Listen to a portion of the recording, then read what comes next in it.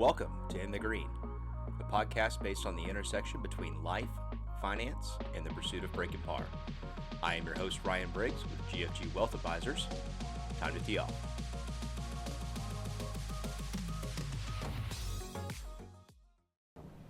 Welcome back to the In the Green podcast. We have a very special guest here today. We have Coach R.C. Slocum. R.C., thank you for coming, sir. Okay, yeah, it's great. Pleasure. Good to be with you. We've been talking about this for a while, and I'm glad you were able to set aside a portion of your busy day today to come talk to us for a little bit. Yeah, so, good deal. Good to be here. Yeah, I know we're in for a great conversation, and hopefully we can leave a lot of good nuggets for people to pick up from off this. Good deal.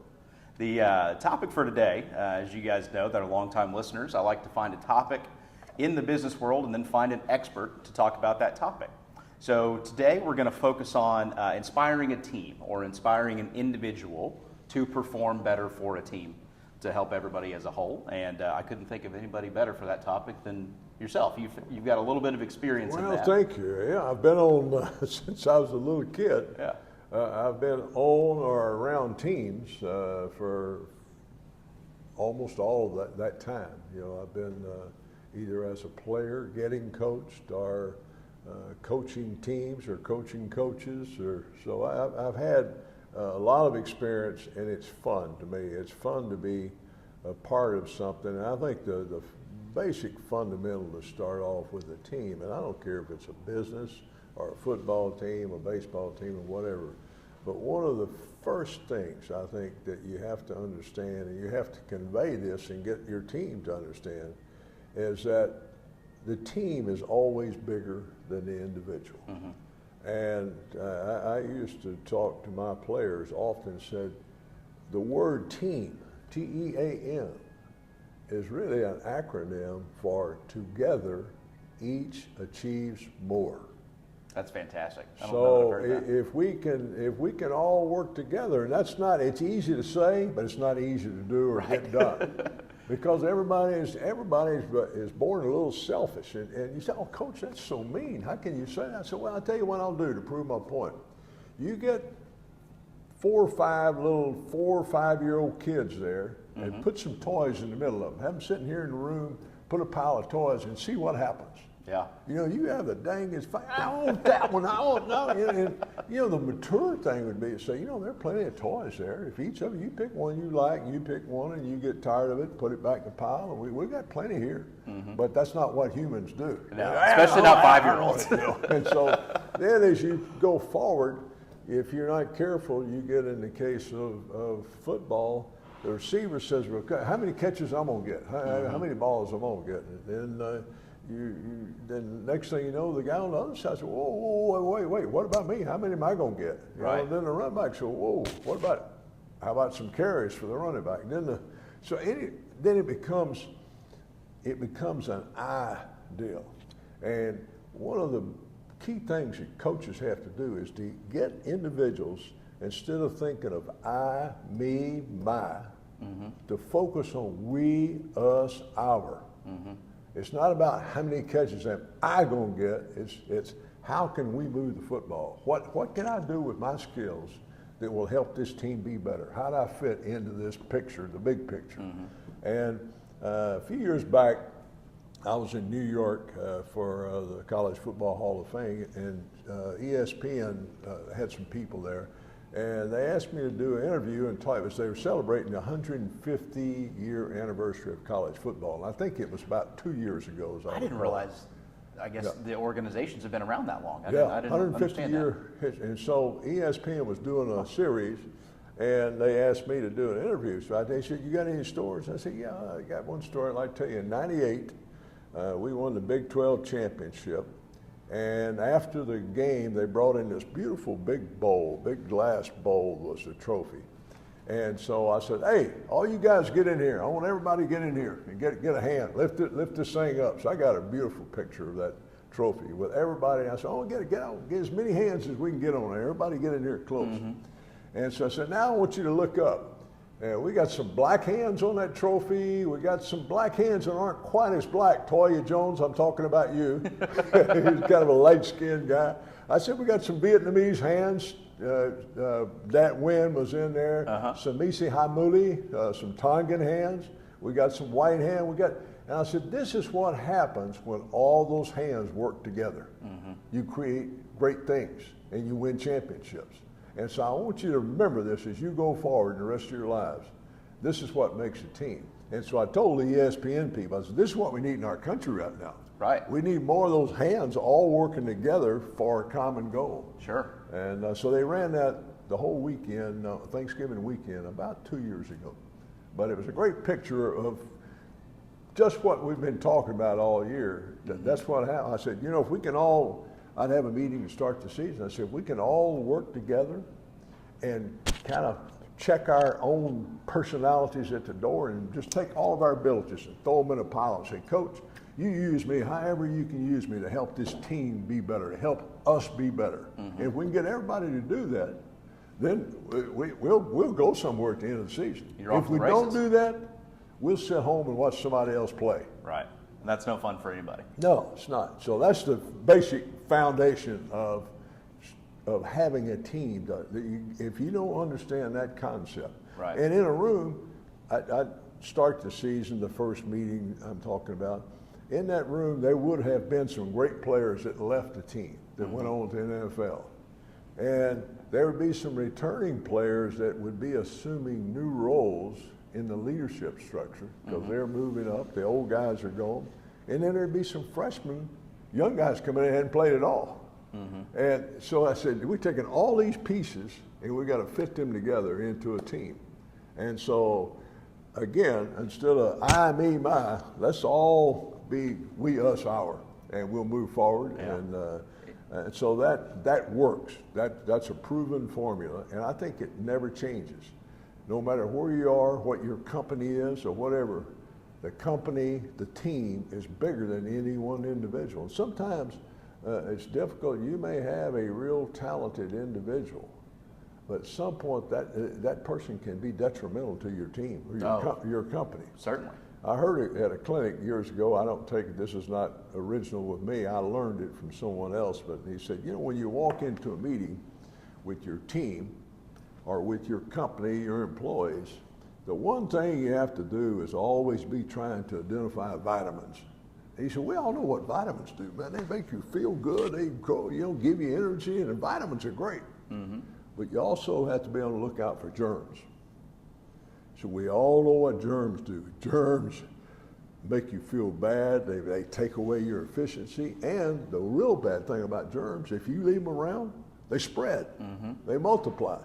So if you have an organization or a team, you got to always be trying to identify and promote and get as many vitamins as you can get, but always be alert. You don't let a germ slip in there and let that germ stay there because they multiply, and pretty soon you got a big problem. I think most people listening to this can, understand that completely. I mean, everybody's worked on a team before where there's been, a bad apple would be another term for this, but then there's also been people that are inspiring. Yeah. It's like, I want to work better for this team. So walk us back a little bit. So, being a coach, a manager, a leader is a learned skill. Some people have propensity to it. Some people it takes longer to learn.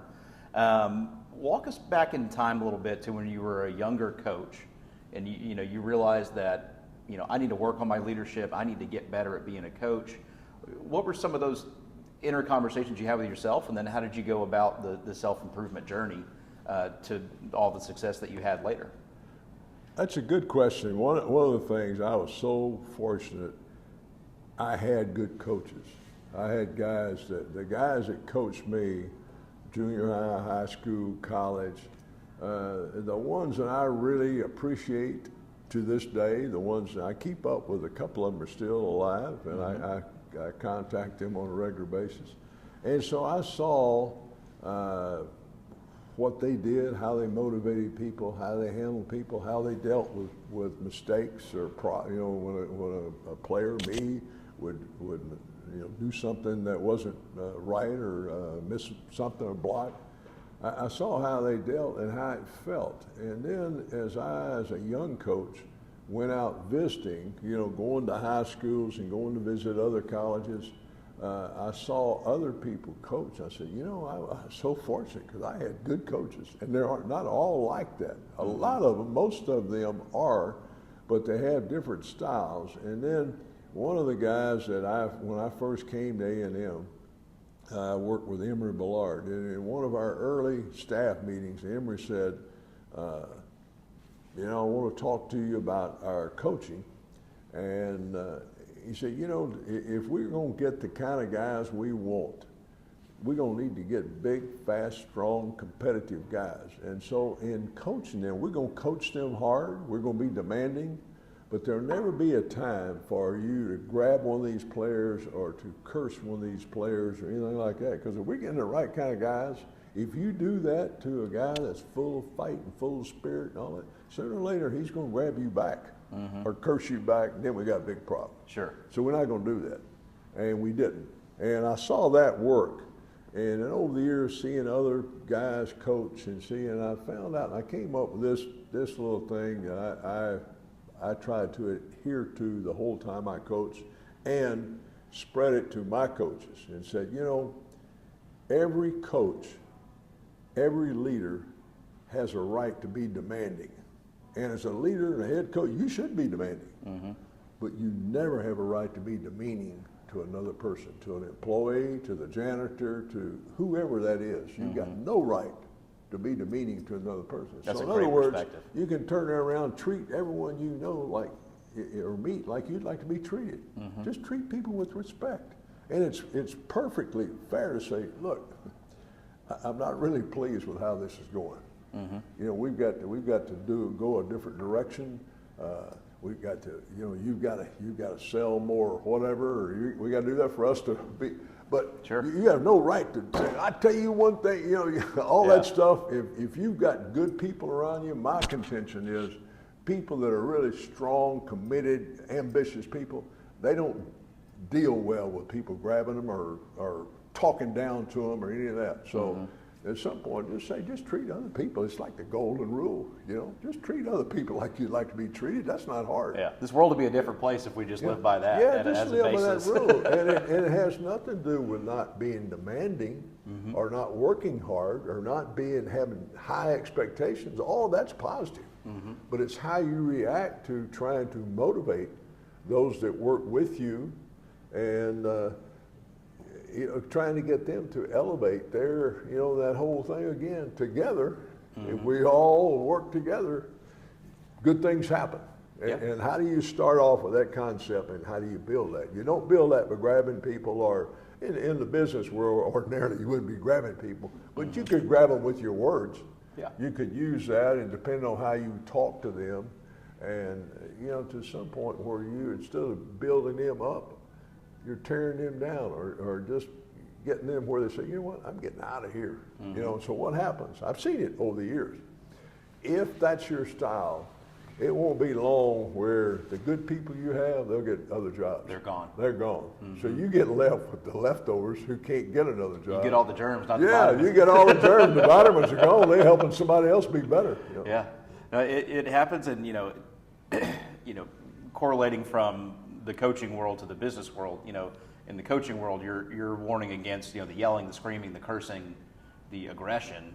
You don't really see that as much in the business world, but you see in the business world it comes across more as you know, backhanded comments or, you know, I guess poorly worded emails, things like that, is where it kind of pops its head up. Well, you know, in whatever you're doing, whether it's coaching or business world, one of the single most important concepts is, can I trust you? Can I trust you? And often you get in situations where it may be convenient to stretch the truth a little bit or to present a better case scenario or whatever, but at some point, you can think about in your life, the people that you really respect are ones when that guy tells you something, you can go to the bank with it. You don't have to ever question when he tells you something. You may not like what he's telling you, you know, but you have to appreciate people that in interpersonal relationships that you can have total confidence. in what they tell you and how you. So then you can grow. You and I Right. can grow if I got total trust in you and you got total trust in me. Then we can address problems. We can do all kinds of things. But if there's a little bit of saying, I don't know. Sometimes I don't know if I can totally trust what he's telling me. Yeah, that starts to fester. Yeah, it does. It's there, and you can never really go very far. And once you do it one time, once a guy determines that you can't really trust everything he tells you, then from then on your credibility is questioned. Right. Hard to get back too. It's hard Right. to overcome that. Yeah. So I've been fortunate enough. I've known you for a few years now, and you are one of the great storytellers that I've met. Well, thank you. I'm going to ask you to let our audience in a little bit, and sticking to our topic. Would you mind giving us a story of, if you want to omit names, that's totally fine, but talk to us about how you had a player who was struggling to be part of the team. And there was some coaching, there were some lessons, there was some things that happened that, you put some effort into this person, and then you got to watch them flourish and the team flourish because of that. Oh, there were a lot of stories, and some of them are. I figured you had something to pull from. Some of them are today are humorous a little bit, but one of them, and I can use the name. I had a running back named Tiki Hardiman. And you know what happens? A lot of times, I got guys. A whole lot of times, I got guys that had not been around strong men. In many cases, they didn't have a father in the home. I know some great, wonderful mothers that were strong ladies and did a great job. Sure. But they never had, first of all, they never had a man tell them, put his arm around and say, man, I love you, son. They never had that. And they didn't have that. They didn't have a dad to say, son, you can't do that. I'm not going to let you do that because it's not good for you. And so a lot of time when I got them, I was the first one to be that person, to say, man, I love you. You're a fun guy, but you can't do this. This is not good. And so anyway, I had Tiki was a running back here, and we kind of went around a few times, and he ended up making great progress and everything. So here a year or two ago, he called me, and he had a son in high school. And I got a nice letter. I keep all. I'm a pack rat, my wife says, but I got a bunch of old letters from parents, and I had a nice letter from his mother, who was really a sweet lady, and she talked about him and my influence on him. But he called me and said, Coach, I understand now a lot more about you and why you were like you were. And he said, I got a son in high school and he's a knucklehead. I said, yeah, you were a knucklehead too. Absolutely. He said, I know it, Coach, but you didn't give up on me. You wouldn't let me be a knucklehead. So he said, I understand now what all that's about, So I think it's, again, I think it's appropriate to have tough love and straightforward relationships. Just saying, hey, I'm not going to beat around the bush. This is not good. Yeah. We have to be better in this. And if you're, if you're working in a business environment, just where you do that, taking a person and putting him in front of a group, and that's not the place to tell him he's not doing a good job. No, certainly not. And you can do that in the privacy of your office and say, we need to talk. This thing, there's some things that I'm not really pleased with, but it's not about you as a person. It's about the performance right now. We've got to change that. We've got to do better. Whatever the issue is, it's just how you do it that makes the difference. And you want it to work, and you want it to be something where you can change a behavior that's not. I often had a thing where it's a real skill to be able to convey dissatisfaction in a positive way, if that makes sense. Make it constructive versus make destructive. it constructive versus destructive. So, I'm not really, I have to be honest, I'm not really pleased with the way this project's going right now. But we've got, here are the things we need to do to get it right. And you can do that. And so that whole thing of dealing, I think that's what, it's easy to praise people, and that's good. But the hard part for a leader in business is having the ability to convey dissatisfaction in a positive way without demoralizing the employee and the team member. And so I think that's a real trait, because you can't allow it to go on. And there's another little thing I think all leaders should have, and it says, what about when you have problems? So the first thing, you identify a problem and say, yeah, got a problem. So the next step is, you've identified a problem. The second thing, it's a problem, but it's okay. I can live with it. The company it's not really that big, but we can live with it and move forward. But the third thing is that, you know what, I've identified a problem. I can't live with it. The company can't move forward living with it. So next thing, I got to try to change it. I got to get whatever I have to do to get this changed, because it's a problem. I can't live with it. The company can't survive with it. I got to get it changed. So then you try those three. You go through those 3 steps. Okay, you've done all those and you can't get it changed. What's the fourth option? You have to divorce yourself from the problem. And sometimes you have to make changes. Sure. You have to be courageous enough to say, I've done everything I do, but you ought to go through those steps of identifying it. Can you live with it? Can you change it? I've done everything. I've given my best effort to try to get this changed. I can't get it changed. This person's either incapable or not willing to change or what. So I gotta do what leaders do, and that is I gotta make a change. And change is not always a bad thing, right? No, it's not. It's getting rid of something that you don't like the way it's going. Right. And you've done all the positive things. You've identified it. So I'm not happy with this. And here's what we've got to do. And you try to get it changed. But if you can't do that, you can't go to work every day and beat yourself in the head. And a lot of times it impacts other workers in a negative way. You're allowing this guy to hold our team back. So at some point, the hard thing is to say, we're going to make a change. And I tell after some time, I had to make some hard changes. And I would tell the staff,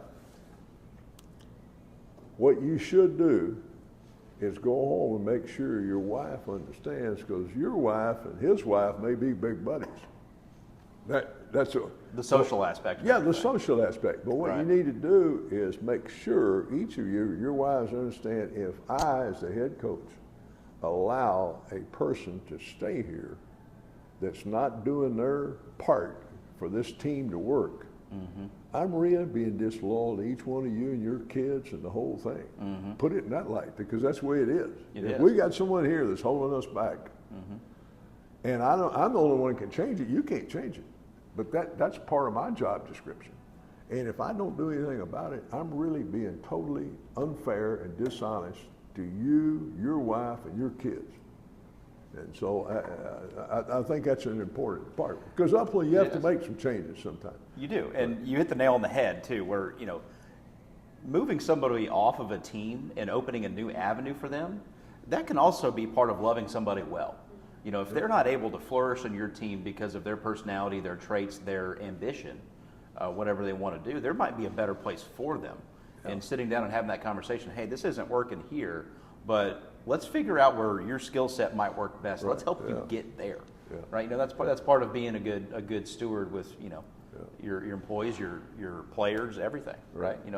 The transfer portal wasn't as rampant as it is now when you were coaching, but I'm sure you saw some players go from here to there and experience some success where they got to play more, or a different system was better for them. Yeah, I mean, back then, what we did on a very limited basis, but there were times when you'd have a guy, in football, you spend a whole lot of time, a lot of meetings, and so there were times when I would have a good guy, but in my opinion and the other coach's opinion, is that this guy's not going to play for us.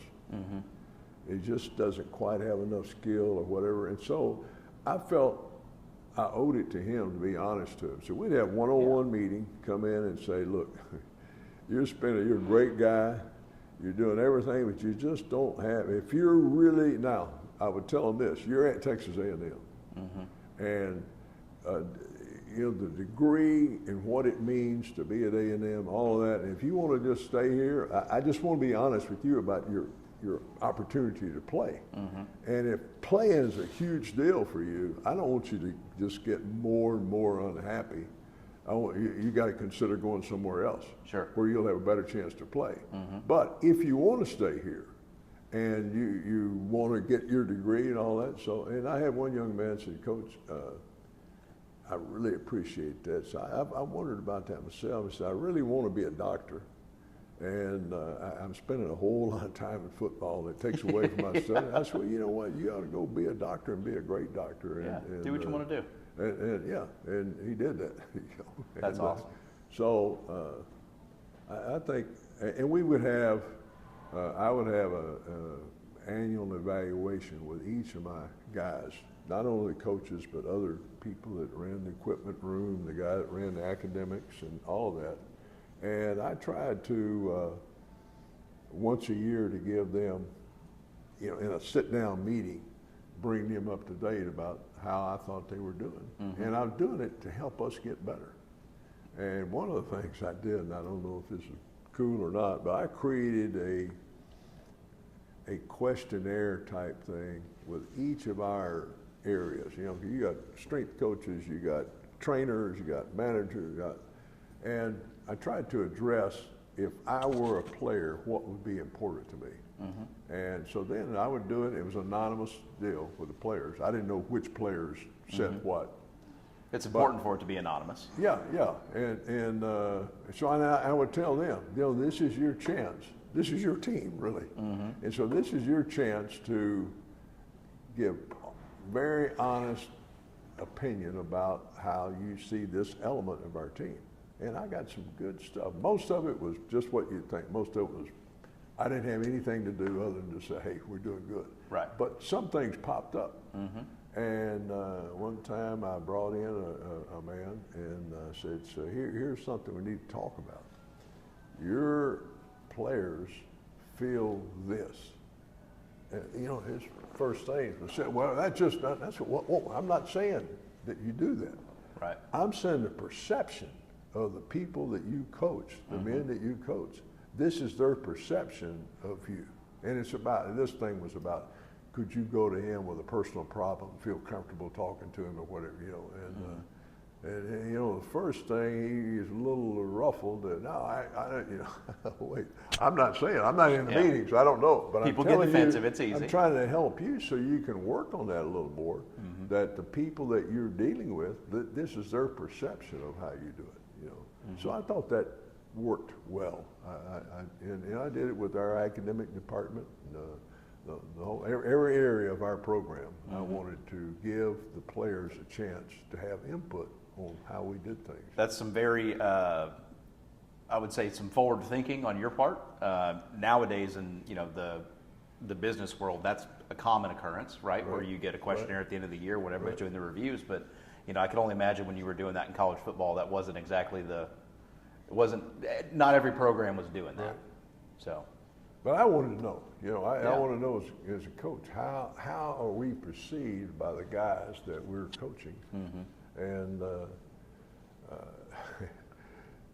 I had a part in there for me too, about the availability and all that. And I tell them that anytime you have any kind of a problem, anything you need to talk to me about, you come up and tell my assistant, and she's been instructed that no matter what I'm doing, come in and get me, and I'll take time out on whatever I'm doing, and you're first. So I try to have a totally open door and encourage them. And anything, if you got a problem back home, whatever it is, And so they took me up on that, and I'd have guys come in, and I upheld my end of it of saying, hey, this office is always open.